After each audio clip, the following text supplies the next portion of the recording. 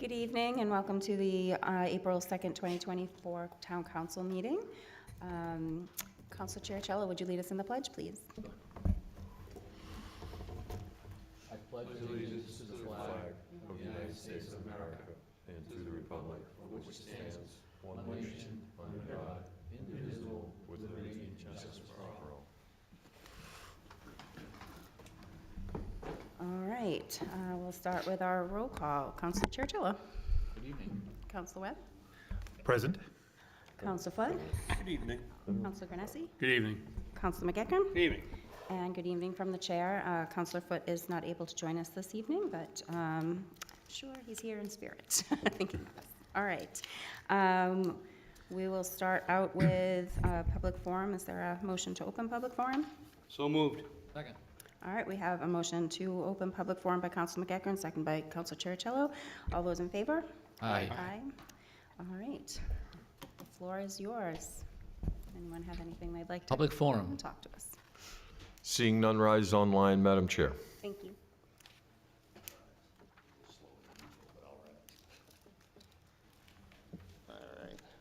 Steve Trefethen, I own a real estate office in Derry and a home in Derry and whatever, a few properties in Derry, taken by the exit. You've heard me talk about that a few times, so I'm gonna do it again, because I have some old maps. They're good.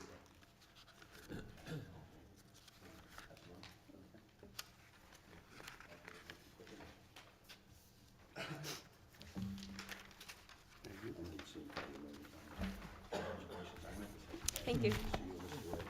I'm glad you have three hammers with these boards. Right? Do you have an extra one for Tina? I can do that. I was thinking- Yeah, she needs one for the record.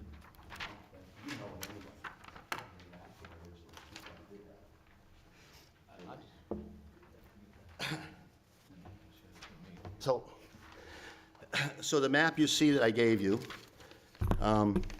exit 4A, you're gonna see there's a diagonal line going across this way. Everything to the left is Londonderry, everything to the right is Derry. That's what Derry owns, that's what we can develop. Londonderry, you'll see, there's like 200 plus acres here, the High Tracks, Old Boston, Wood Market Basket, they own, which they'll get, they'll try and develop. For us, what you're gonna look at, and this is just in general, I'm gonna talk about the economics, not the nuts and bolts. In general, you're gonna see 10 purple buildings right here. That's what the state took. That's all a general commercial zone, and that's what we have to work with. You'll see the 9 Madden Road, which is the first big one to the left. Yeah, to the left. That one's complete interchange. The next one is that big warehouse building that was there. Those two buildings house 28 businesses. We lost them all. It's costing us about $125,000 a year and no taxes because the state don't pay. So that's what we've lost so far. This one here in 80 North High, there's a little bit of land left there, not much, but you'll see the brook is there. It's always been a problem with the salt. So there's not going to be much happening there. There's not going to be much left. That's the interchange also coming down. Then you're going to see these little lots right here. There's 8 buildings left. If you look at the little purple ones to the left, the first 3 are mine. Those are the deepest lots. That's 3 acres. Up until the public meeting, the state never disclosed to us there was going to be a watershed taking up almost an acre in the back of that. Derry never knew about it. None of us knew about it till that day at the last meeting with the state committee. So they did that. There's only 1 acre left of the 3. We're trying to get more land from them. They are what they are, the state. I'm not sure they understand the economic development. You'll see the next lot, another long lot next to those first 3 buildings. That one is where the drainage canal will go down to that big 3/4 of an acre watershed. So that's 80 feet wide. So, there's going to be some issues there with slope and drainage and that canal. The next one you'll see is a 3/4 size lot. That's still going to be there after they take that. And then you're going to see 4 small ones. There'll be nothing left of those because that's going to be the highway. So there's nothing there to develop. So basically, at least there, you're not going to have much, if any, development there at all. I had a plan I showed you guys a while back. I need my 3 acres to do it. I'm trying to get the state to give me some to do it.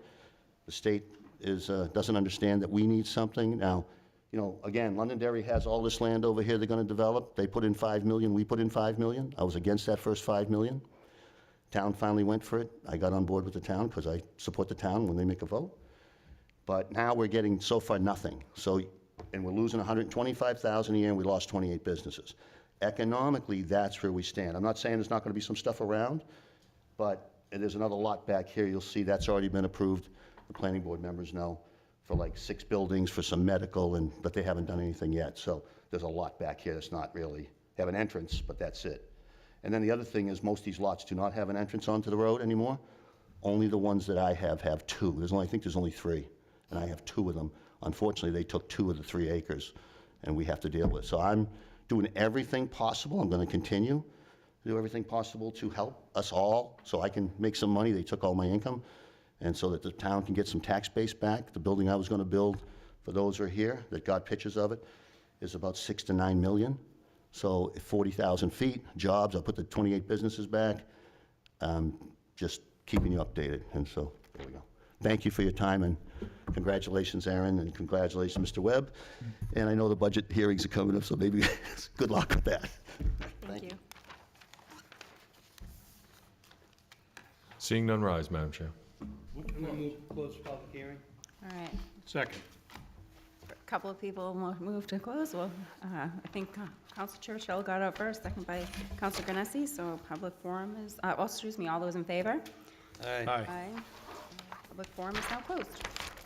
All right, next up, we have consent agenda items 24, 27 to approve the non-public minutes from March 19th, 2024, and 24, 28, which is to approve the minutes from March 19th, 2024. And I think that's it. Yep. So moved. All right, we have a motion for Second. approve the consent agenda by Council McEachern, second by Council Granessi. On the consent agenda, Council Chiricello? Yes. Councilor Webb? Yes. Mr. Flood? Yes. Council Granessi? Yes. Council McEachern? Yes. And chair votes yes, the motion passes 6-0. All right, next up is the chair's report. I don't have a whole lot to talk about tonight. I did just want to give one last plug for the rabies clinic, where we'll be holding our annual, it's our 3rd annual, I think, rabies clinic this Saturday from 1 p.m. to 5 p.m. down in the first floor here at the Municipal Center. It's $15, cash only. You can call the town clerk's office to reserve a time to come in. You can walk in as well. We do have about 35, 38 already signed up. So I recommend trying to call if you can. And if you need to license your dog as well, you can do that at the same time. The town clerk will be here to do that as well. So hopefully we'll see you on Saturday. And that is all I have under the chair's report. So I'll turn it over to Mr. Karen. Okay, thank you. At the last meeting, the council had requested an update on the planning and eventual renovations at Hood Park. So our Director of Public Works, Mike Fowler, is with us this evening to share the plan for the upcoming summer. Mike?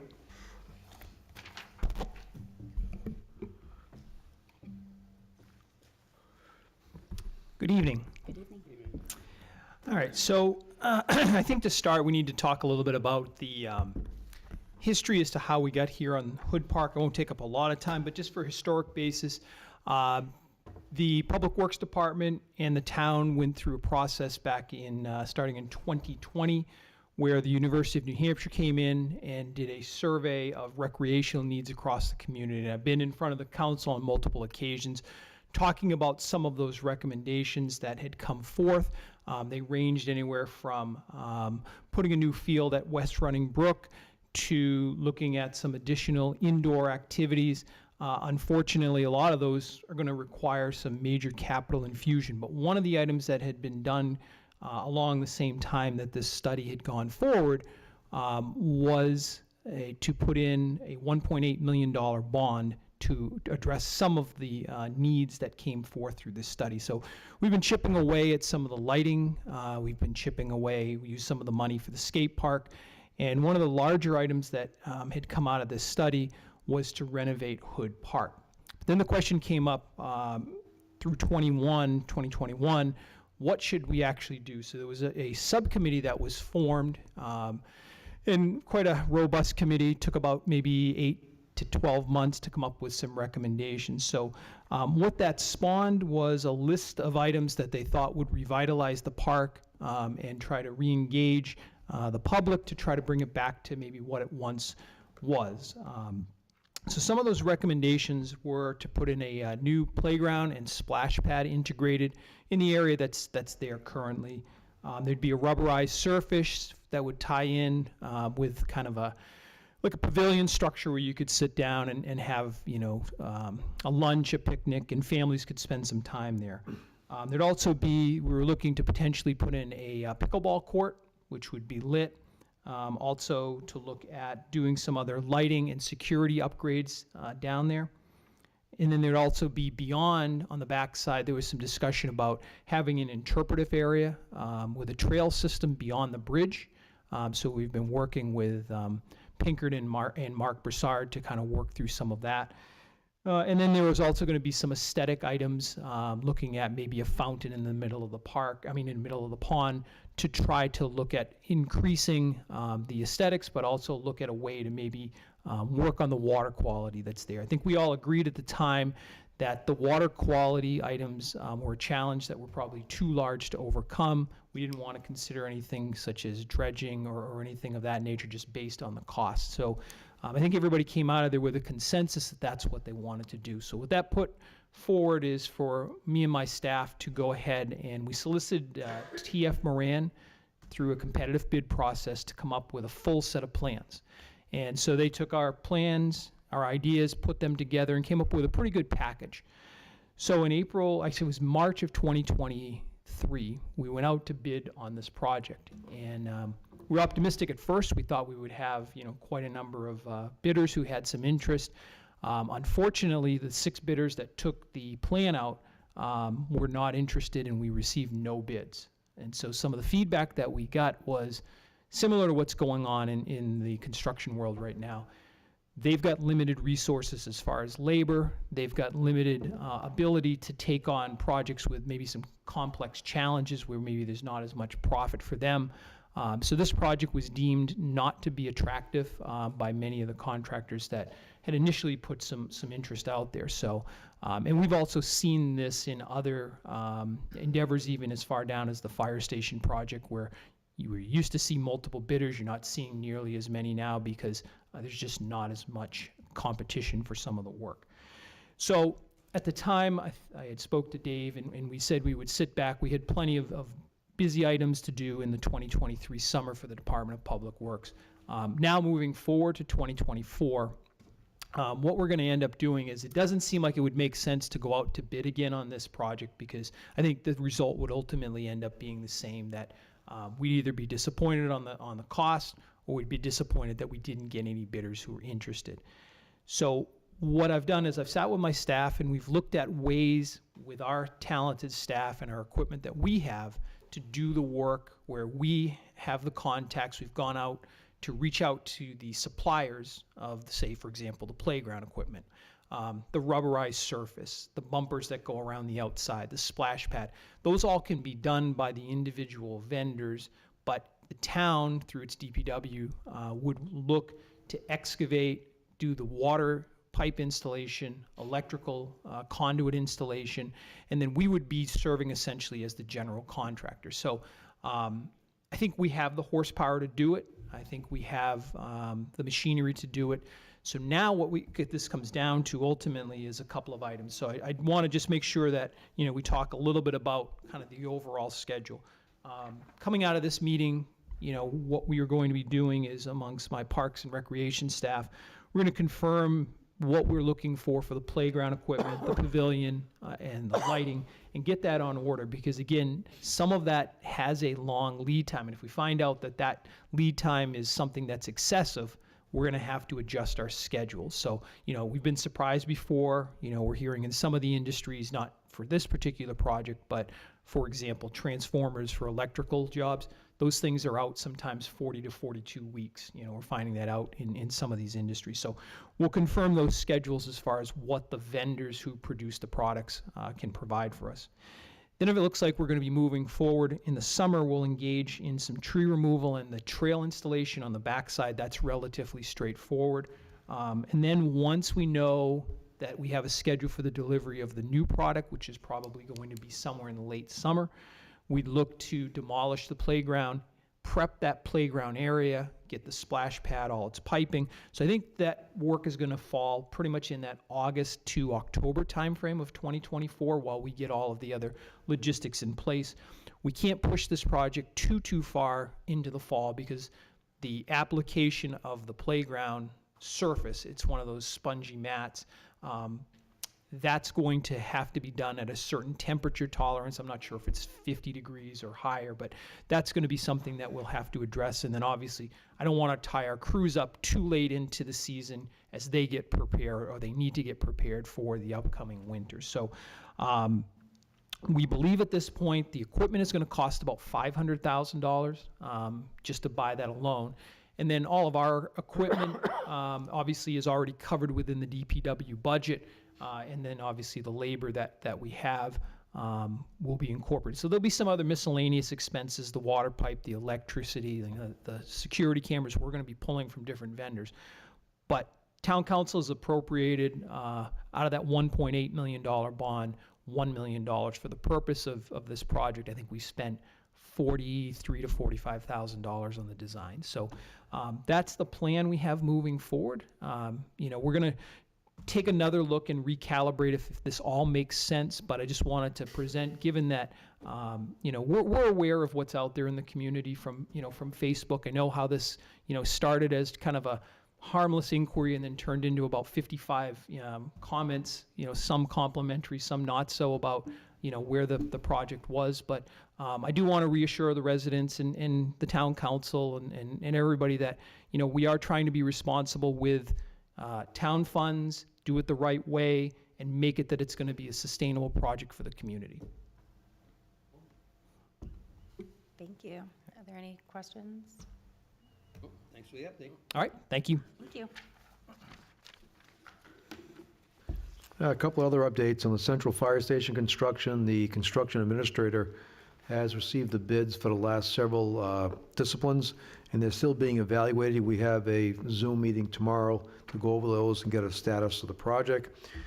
This is another reminder for our Household Hazardous Waste Day. West Runnybrook School on Saturday, June 8th from 9 a.m. to 12 p.m. And there are restrictions on what you can bring, so please visit the town's website to look at those. Finances, there are no significant issues to report at this time. Mike and I actually participated in a cultural resources meeting with NHDOT regarding the historic Manchester Lawrence Railroad District, which bisects the new Exit 4A corridor. And it appears that the mitigation measures would include some interpretive signs at that location, and also some signs and railroad posts in up to about 6 locations throughout our rail trail in in Derry. So it'll work out very nicely for us. That's what I think is going to happen. They're currently still receiving comments from various stakeholders, but that appears to be the direction they're headed. On the legislative update, there are 3 bills we were tracking down to 2. The first one, HB 1479, known as the lobbying bill, that was voted by almost a 2-to-1 vote to indefinitely postpone, which is good news for the community. So that's been put to bed for this session. Senate Bill 589, the wastewater surcharge for the Londonderry wastewater users to Derry's plant. That was passed by a voice vote on the Senate on March 21st, and we're awaiting a hearing probably before municipal and county government. It has not been assigned to a committee yet. That'll be coming up in the next couple of weeks. And the third is SB 553, which is the directive and limitation of town investments. That has been sent to the House Finance, and is yet to be scheduled for a hearing. And that's all I had at this point. Thank you. Thank you. All right, moving right along. Under new business, first up is item 2429, which is resolution, well, we won't be voting on it, but about referring to resolution 2024-017 to adopt the FY25 town budget. So I'll go back to Mr. Karen and Mr. Fleischer. Move to the Senate seat. I told Mark we'd move here, so when I had a question, I just give him an elbow and respond. But seriously, kudos to Mark Fleischer, our CFO, who's done a vast majority of the work pulling this together, meeting with department managers. And so that's looking forward to the transition next year We hope to have the incoming town administrator on board by March 1st, so that person go through that process with Mark and understand the budget for FY '26. But looking at FY '25, we really had three guiding principles. One was financial planning. As you know, in a tax cap environment, you always have to look around the corner for what you anticipate. For an example, our appraisal contract with our assessor for 4.5 years expired, and the council approved a new one. And the first 4.5 years of the contract, the price was level funded. So we anticipated a bump. The bump was very reasonable. We had to plan for that a couple of years out to make sure it would fit within our tax cap. So we go through that every year, including the responsible use of reserve funds and trusts to fill in some gaps when we need to and not become overly reliant on unsustainable revenues. The other issue we looked at this year was rebalancing the budget. Our department managers have done a great job, even though inflation was sort of runaway in the last 2 years, of keeping the operating expenses pretty much level. So we've had to catch up in certain areas such as vehicle repairs and IT security. So we've had to do some rebalancing for the budget. And the third is the capital operational allocations. We again were successful this year in avoiding the operational creep, taking more and more of the town budget and making sure the appropriate amount is reserved for capital projects. And something we've been continuing since the fire station project was approved is that any retiring debt service from existing debt, either debt service being retired for the entire bond, which hasn't happened this year, but also a reduction in the interest payments. We put that over to support the Central Fire Station bond. That was a plan which the council approved a couple of years ago when we began that project. So just giving you the summary about the budget is that the tax rate we propose is $6.09, which is a 15 cents, that's 1.5, increase in the rates, about 2.6%.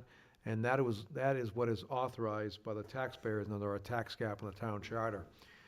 We continue to fully fund all the collective bargaining agreements that the council approved back in FY '22, and also the 2 new CBAs approved for FY '25.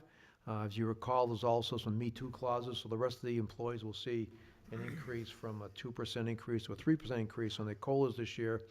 And we've also been able to fund the 12% increase in health insurance costs, which, although it's sad to say, it's probably one of the lowest health rate increases among our neighboring communities. I understand Londonderry is at 19%, and other communities at 18%, so we came in at 12%. Looking at personnel, the Public Works Director has proposed, and we funded the consolidation of 2 maintenance positions to 1 full-time position, and the Fire Chief has requested an upload of the second admin position from part-time to full-time, so those are funded within this budget.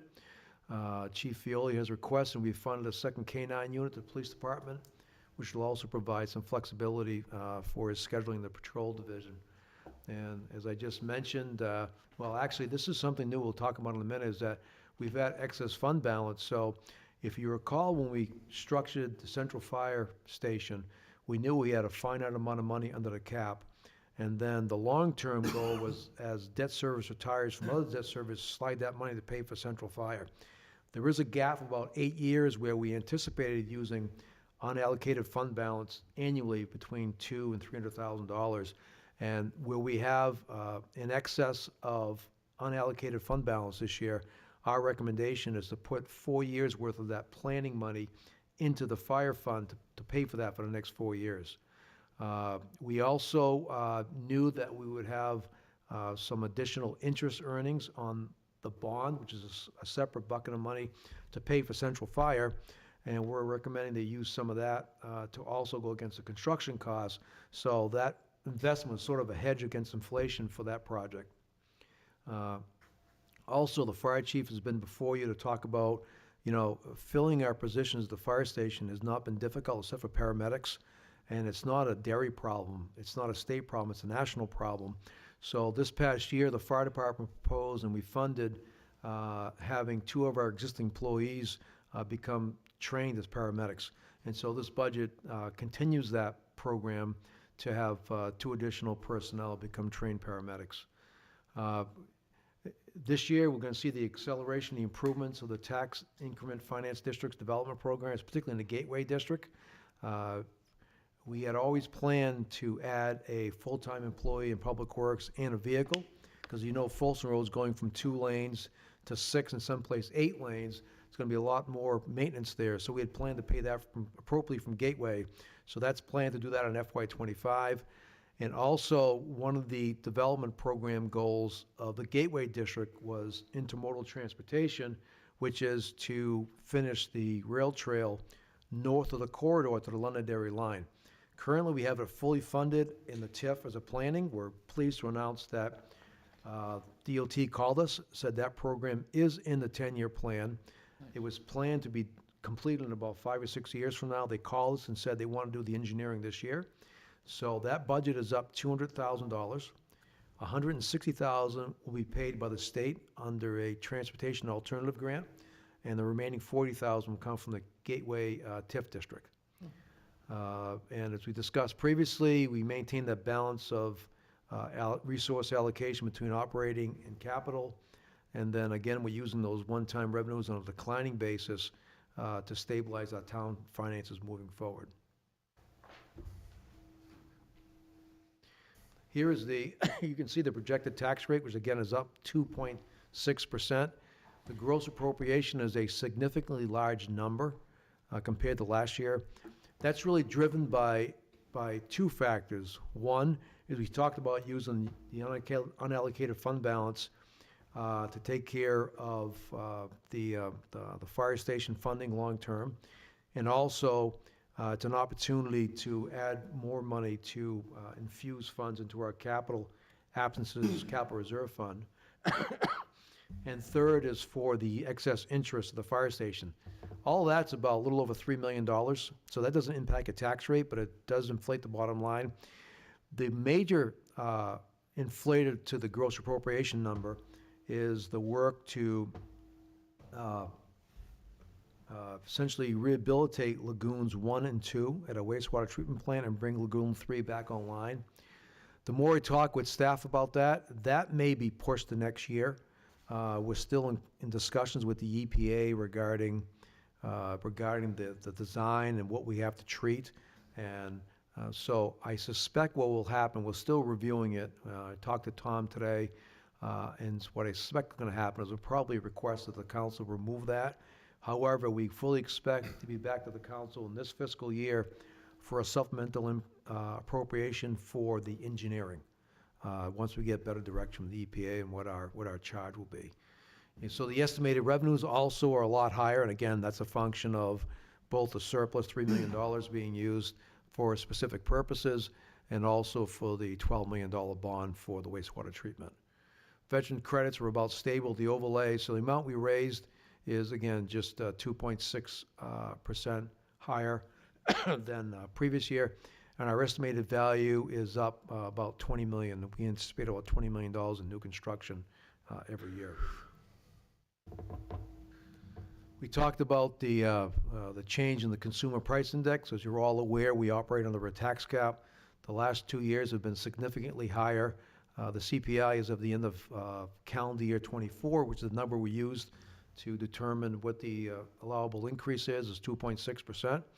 The rate actually is down to 2.4 now, so we'll monitor that for next year's budget going into December. You can see the fiscal year 24 and 23 were really anomalies as far as the inflationary rate, so it's starting to work back down to what customarily we've been accustomed to.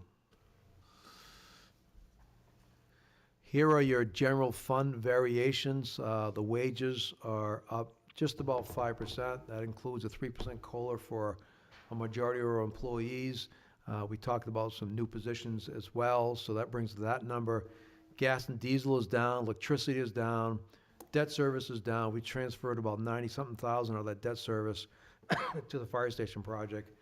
And the areas which are increases, well, again, we talked about the 12% increase in health insurance. That drives the EE, or employee insurances. Solid waste disposal is up, both as a matter of the tonnage and also the amount that we've been disposing. Retirement system costs, the rates have not changed. That's simply a function of how much our wages increased by. And we talked about earlier is rebalancing the budget, and you can see in vehicle maintenance, we've got to pay attention to that this year as well. So those are the significant variations proposed in the FY25 budget. Also spoke about some budget stabilization strategies we've used since the beginning of COVID. We continue to rely upon those. You can see in the bottom left, at this point, looking at our 5-year operating projections, that's the use of one-time revenues we see going forward for the next 5 years. And the top right, you can see the funds which the council has wisely banked to make sure that we have sufficient funds for the operating budget for the town.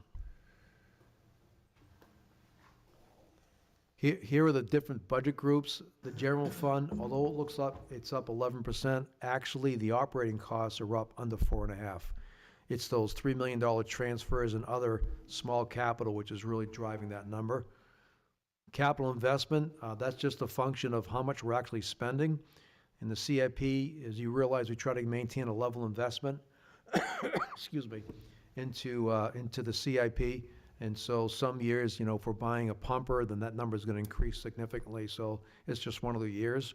The capital bond is a sewer wastewater treatment plant we talked about. I'm sure we'll have discussions more on that on Saturday and probably a future subsequent budget meetings. The water fund and sewer funds are self-funded. The cable revolving fund is down. Owen has been working with us doing a 10-year projection. As you know, some folks are cutting the cable. The town receives a franchise fee on the cable revenues only. There's a misnomer where some folks think we receive a franchise fee on the internet. We do not. So as citizens cut the cable but keep their internet, that impacts our revenue. So Owen's been keeping a tight watch on that, and so the budget reflects our ability to fund the cable division. TIF districts, the increase, again, there's no impact on the general tax rate with the TIF districts, but the increase essentially reflects the add-on to the additional personnel, the truck, and also the design of the rail trail north of the 4A corridor. So as you can see, the revenues are really impacted due to primarily the unallocated fund balance and also the bond. And so the tax rate is just under 2.6% at 2.53. So the impact on the town side of a $300,000 home is about $45 for the entire year.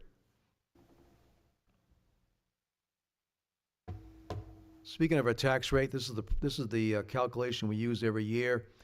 We calculate what the prior year tax rate was, and we implement the allow increase of 2.6%. It brings us to 6.9. That's where we landed with the recommended budget. Now, we are scheduled for another update on our values this year. However, what our assessor does is he makes sure that all the new construction and pickups, which whatever is on the ground on April 1st, it can be assessed. He has those pickups done by the Part A bill, which is due July 1st. So then we take the value on that bill and we test it against the tax rate to make sure they're within the cap, because your value going into the fall will be a lot different because we'll do another upgrade. We do updates in the values every 2 years to make sure there are not significant swings in the tax rate and to hopefully reduce any kind of swings and impacts upon our taxpayers. So what we've done a year, we've gone back and looked at the council action items to see where we are, because they really tie into our budget process. So this is back from FY23, and as we move forward to FY24, you will notice that a significant number of these goals are repeated for last year. One is the Rec Facilities Development Plan. Mike just gave you a presentation of Hood Park. A lot of the lighting systems have been done. We have a large project plan for Vets O'Hara for the parking and batting cages and fencing. That's going to be completed hopefully this year. Municipal sewer to Ryan's Hill, we did receive a $3.2 million grant from the EPA. There is a funding gap due to the cost of construction, so we're currently identifying that, and we return to the council sometimes this year to get policy direction on how they wish to proceed with that project. Development of Abbott Court, we've been meeting with our developers. The council approved the preliminary design for a parking structure 2 fiscal years ago, And we hope to bring this back to the forefront with the council with a master development agreement sometimes in May or June. Now, the legislative initiatives back in FY '23 was to look at legalizing cannabis and also having the state fund or return to funding a portion of the retirement costs for teachers, police and fire. Police and fire is known as Group 2 employees. Cannabis, that's under consideration in Concord, and the House passed the bill last week to fund 7.5% of those allowable costs. Back years ago, it was at 35%, and it was 30% as recently as 10 years ago. So those are moving forward. Goal number 5 was Central Fire Project, that construction is underway. 19 Elm Street redevelopment. Excuse me. The council a few meetings ago signed your purchase and sale agreement for workforce housing at that location. Number 7 is solar redevelopment. That's with Pinkerton. We haven't received an update on that recently. Number 8 was the Exit 4A corridor impacts. As we know, Contract A is under construction now, which is just off the highway. Contract B, which is mostly Folsom Road, is set to be bid in May. And the Gateway TIF project, or actually program, is adequately funded. And then we have the EV implementation opportunities. You continue to look at those. Most recently was looking at switching out a command vehicle in the police department to EV, but we decided to not do that because the economics at this point simply did not make sense to us. And number 10 was a rabies clinic, and the chair gave an announcement about that previously. If you look at FY '24, the top 6 goals are the same as FY '23. Again, the public facilities, number 6 is a central fire station, and we continue to work with the Department of Transportation to ensure that we have safe access to our police department off the Exit 4A corridor. 7 is financial management. We talked about that already, about the 5-year operational plan and maintaining the appropriate resource allocation between capital and operations. And the other goals were succession planning. The police department has completed those. We expect the fire department will start theirs in between 60 and 90 days. Mike Fowler has completed his planning for his folks in Public Works, and we're continuing to plan for the rest of the operations here at the Municipal Center. And we continue to look at EV where appropriate. So we talked about the use of excess unallocated fund balance, again, in the general fund, a little over $2 million. So we want to pre-fund the fund balance portion of central fire debt for $1,025,000. That will pre-fund 4 years of debt. That's about $250 a year.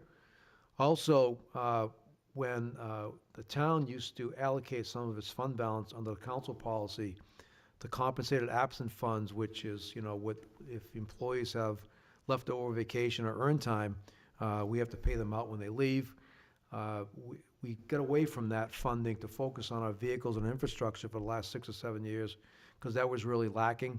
And so the compensated absent fund before we made the policy change was about $3.6 million. It's down to about 1.7 now, both because we haven't funded it recently, but also because our town demographics, we've had a lot of town employees retire, just that bubble's going through. So Mark looked at the numbers and felt it was appropriate to do a one-time infusion of $675,000. At some point in the future, the council is going to have to consider including the compensated absent funds as one of those capital reserve funds to be funded along with police and fire and IT. We're getting to that point.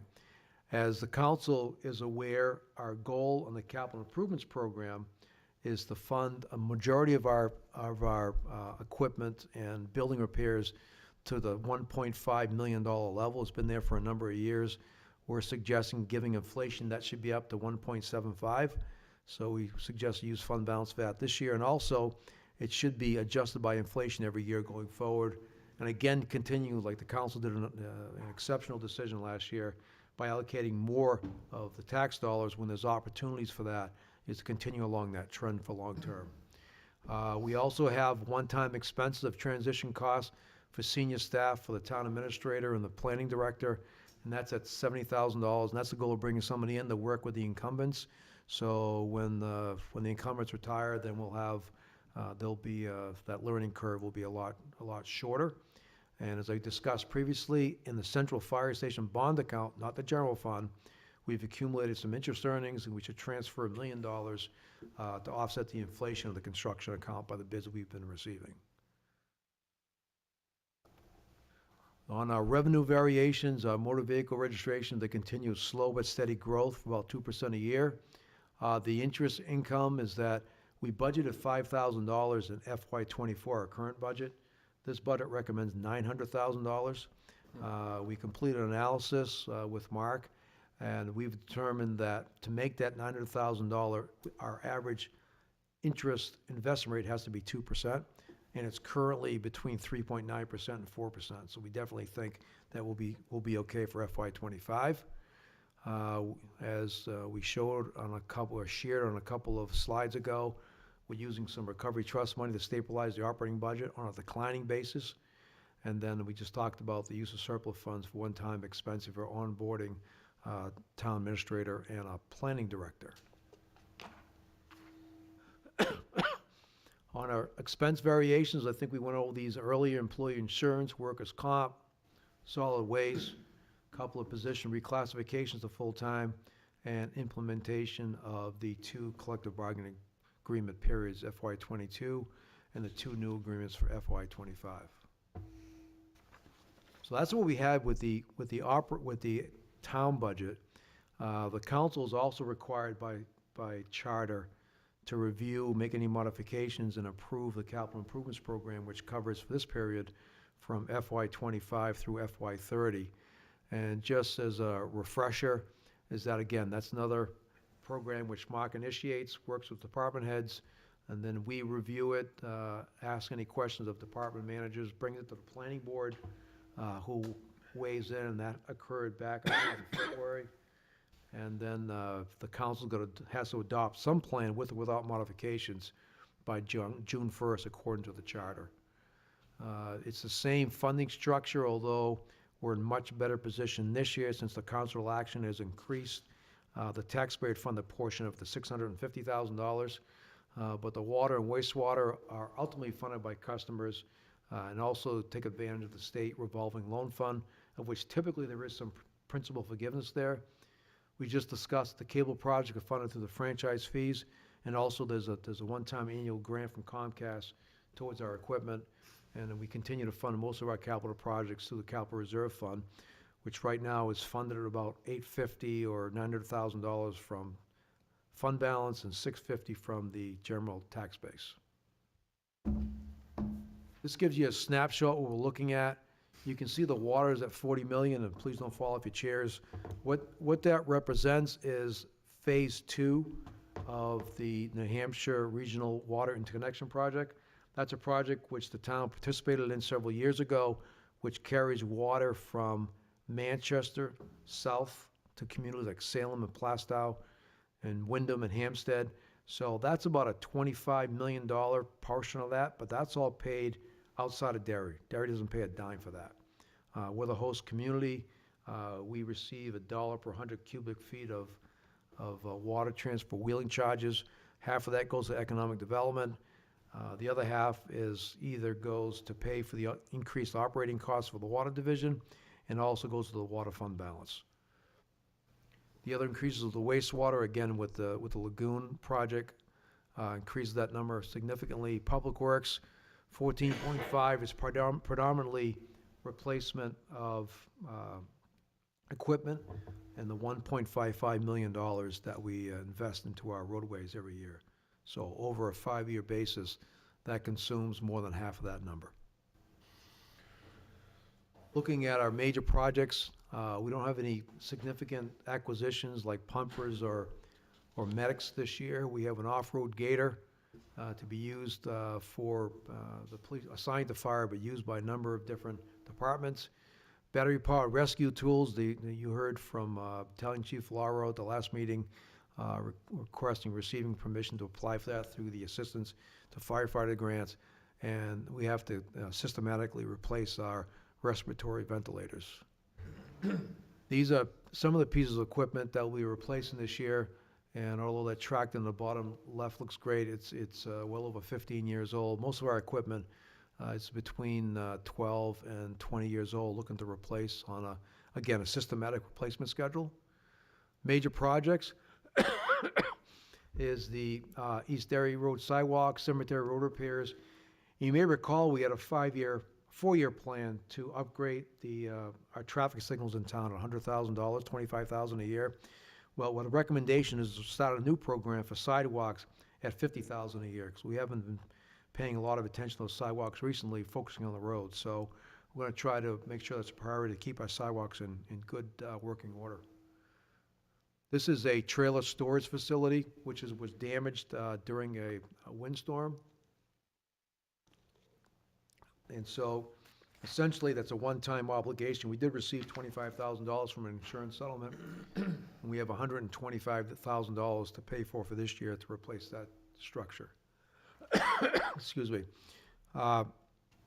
Owen has some additional changes with respect to edit systems and media labs, again, funded through the cable subscribers. And we have some major project in wastewater, given the replacement of the 2014 mini excavator. Actually, the Southern New Hampshire Regional Water is $33 million, not 26, I previously said. Lagoon system we talked about, various equipment replacements, and some water main upgrades. Excuse me. And so this is our schedule, which we're looking at. As you can see, tonight is the budget overview. We're scheduled to meet on Thursday, which is essentially all the administrative budgets, the libraries, planning, the clerk's office, the collector's office, and then at 8:30 on Saturday morning, fire, police, and public works. The next council meeting, regular council meeting, is scheduled for April 16th. At that point, we're presented to, or scheduled to present on the capital program. Any questions of the CIP? We'll be scheduling a public hearing on Tuesday, April 23rd, and then we're scheduled for budget and CIP adoption for May 7th. Now, what we'll try to do again this year is that if there's any questions on the budgets, we go through the budgets, just let us know, flag them. We'll try to get the information as we get to the next meeting. So the council will be prepared to discuss them at the public hearing and also be prepared to adopt the budget on May 7th. So this is where I elbow Mark. If you have any questions, just let us know. And try to answer them for you. Thank you. Are there questions? No, as usual, a great job. I've already, thank you to staff and Sheila and everybody for getting the budget book. So I've already started my review of everything, and Dave, you and I have already had a couple conversations, so. You know, our no, senior. great job. It's a great job, you know, where it should be, and, you know, you're meeting the needs of what needs to be done, so. Yeah, our senior staff and department managers do a great job. They did a great They know job. what a tax cap is. They come in with reasonable requests. They're not afraid to say, I need X number of personnel. But they also know we try to fund what we think is not only needed, but also what we can afford. And most of the time, we get to third base, but we usually can't go all the way home. And it's just a process of making sure we work within the means of the allocations given to us by the taxpayers of the community. No, and I think we've done a great job, you know, financially with the investments. They've, you know, way ahead of schedule, which is great. But also funding, as you had suggested, you know, we got to keep that up. So, you know, when we have an opportunity, we have to keep, like we did the 600 last year, every little bit helps. And if we can keep, you know, the various funds you recommended tonight, you know, the 25 to 50,000 here and there, to me, and you and I have had many discussions about this, it just helps the long-term stability of the town. Absolutely. You know, a lot of us look at this as it's not about when we're here, it's about 10 years out. You know, our job is not to just, you know, make it look good while we're here. Our job, to me, is to make it easier for people once we're not here anymore. And, you know, I commend the staff. They've done a great job doing this and have for years. So thank you for all your work, and I think we're financially heading in the right direction. Agreed. All right. Thank you very much. Thank you. All right, our last new business for the evening is item 2430, Resolution 2024-018, to authorize a lease agreement with the Marion Garish Community Center. And Mike Fowler presenting.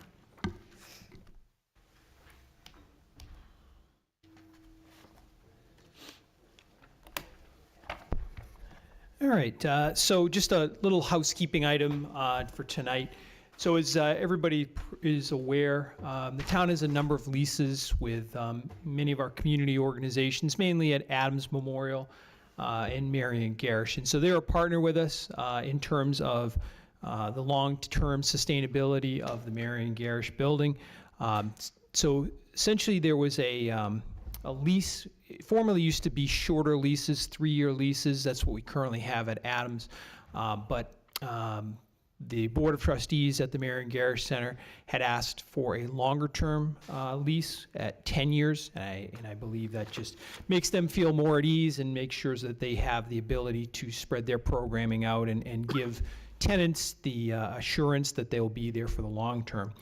So the last agreement had gone out as of December 31st, 2023, but due to a couple of items, the town, obviously, there was a clause in there that they could stay at will. They weren't going anywhere, so I want to assure everybody of that. So there were a couple of items we had to refresh the agreement. Basically, it stays the same financial terms. It's a $1 per year agreement. It will go out through the end of December 31st, 2023. Dave and I both vetted this and talked to Sarah at Marion Garish and had it reviewed by legal. Everything is in good shape there, and we continue the relationship as we have it. DPW, just for everybody's awareness, we do provide basically the exterior maintenance of the building when it comes to snow plowing. We put a new paved surface down there. We've done some various items as time has gone on, but a lot of times we work in partnership and leverage their dollars to help them out with other items. And then if there's other major interior capital improvements, the agreement speaks to what those needs are and whose responsibilities those are, but that hasn't changed in this agreement as well. So with that, I would recommend that the council move forward with the endorsement of this agreement that the town administrator would sign off on. Thank you. Are there any questions? Councilman Deckard? Yeah, you know, Mike, as I went through this, I know the Marion Garish is a, nonprofit. And 10 years, I 10 years, I don't have any problem with that. They do a great job, the dollar, no problem with that. But when I look at Section 7, Article 7, and the various subsections there, the Marion Garish folks are responsible for interior items, for the most part. When something significant, an event happens, or they want to do some, major renovations to a room, as, they're a nonprofit, I want to make sure they have the ability to save money over time and can set money aside. And I specifically look at Section 7.6, the last paragraph. The leasee and leaseor by mutual agreement may opt to extend the period which funds may be raised and, to repair affected areas, up to 6 months. So that gives them the ability to repair, and I understand that. But what about their ability to, basically squirrel money away for a few years so they can do a major interior repair? As a nonprofit, do they have the ability to put money aside in a CapEx program so that they're putting money away every year and maybe 3 years down the road they do a significant repair? I just want to make sure they have that ability to do that, and it's not going against the nonprofit status or the lease. No, as a nonprofit, they have the legal ability to do that. And I don't know if there were improvements in the past. Mike will have better information on that. Yeah, so I don't want to necessarily speak on Sarah's behalf, Right. but I know oftentimes she will consult with the Department of Public Works about she'll ask and bounce ideas and say, hey, I'm thinking about in a couple of years doing this. What do you guys think about that? So there's always this, again, partnership, bouncing ideas off. And so if there was a need, I can give you an example. A couple of, actually probably 10 years ago, there was an issue discovered in the rafters of the attic where there was some distortion. Buckling. Yep. So Alan Cody and I had gone up. We actually went into the attic and took a look at it. And what came of that was we worked on a partnership that I think we split the cost with Marion Garish to work that out. I can't remember how it was in the contract, but long story short, to answer your question, we recognize that they're a nonprofit. They provide some really valuable services to the community. Where we can help them, we do. And even with services in kind, like for example, We were just outreach to about adding 2 parking spaces in the front, and she had a contracted price and said, gee, we'll take care of this. And so I said, why don't we take a look and see if that's something that our crew can do at a fraction of the cost. So we try where possible to leverage their money with what we are capable of doing within our forces. And then if there's an interior repair, a lot of times she will try to also leverage the things that she can get through her staff and whatnot. So it's been a good partnership, but like I said, if she has anything major, she usually bounces that off us because she also wants to make sure it's congruent with what the building can withstand as well. No, I just want to make sure they have the ability to, as an example, the thrift store downstairs, right? If they do a gut job on the thrift store downstairs to change the whole layout and do different things there, that may take them a couple of years to raise money, right? I just want to make sure they have the ability to raise that money, put it aside, and both the lease that we're signing and their obligation as a nonprofit covers them to allow them to do it, right? They're all set? Okay. They're allowed to save money. For probably like a specific purpose. Well, not even specific, they're allowed to save a Okay. percentage of what they take in. I forget the numbers. Yep, I just want to make sure that that's okay by the lease, and we're not, I certainly don't want to, get in their way with that, because they do a great job, and I want to make sure we can help them as much as possible. No. They'll- Okay? Council Chair Chella? Thank you, Madam Chair. Yeah. Cool. You said legal already looked at this? They have on 2 occasions. I'm looking at page 6 of 12, under F, and I'm hoping I'm understanding this correctly. The lessee making or consenting to an assignment of this lease for the benefit of the creditors or a common law composition of creditors, they can sublet or reassign that lease? I don't think that. No, actually, if you look at the top of the page, that's one of the issues which would create a default on this lease.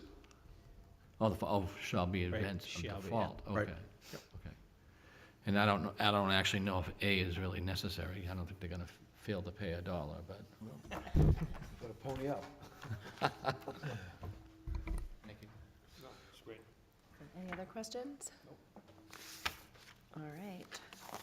Would someone like to read the resolution? And where is, It's on this, it's up at the front. all right, Madam Chair. I'll read the resolution, number 2024-18, to authorize a lease agreement with the Marion Garrish Community Center at 39 West Broadway. Whereas Section 7.1 of the Town Charter designates the Town Council as the legislative body of the town, and whereas RSA 4111A authorizes leases for a term greater than 5 years to be ratified by the legislative body, and whereas Section 86D of the Town Charter vests jurisdiction over rental and use of all town facilities under the administrator's control to the town administrator, and whereas the town is party of an agreement with the Marion Garrish Community Center for the lease of the town-owned building located at 39 West Broadway, and whereas the lease term has expired and both parties seek to continue this relationship, now therefore be it resolved in council that the town administrator is hereby authorized to enter into a lease agreement with Marion Garrish Community Center for the property located at 39 West Broadway under the terms and conditions set forth in the attached agreement. The resolution shall take effect immediately upon its passage, adopted April 2nd, 2024. Second. All right, we have a motion by Council McEachern, second by Councilor Granessi. On the motion, Council Chair Chella? Yes. Council Webb? Yes. Councilor Flood? Yes. Councilor Granessi? Yes. Council McEachern? Yes. And chair votes yes. Motion passes 6-0. All right, any councilor comments or liaison reports? Motion to adjourn. All right, we have a motion to adjourn. Second. There is a second. All those in favor? Aye. Aye. Meeting adjourned. Thank you, everybody.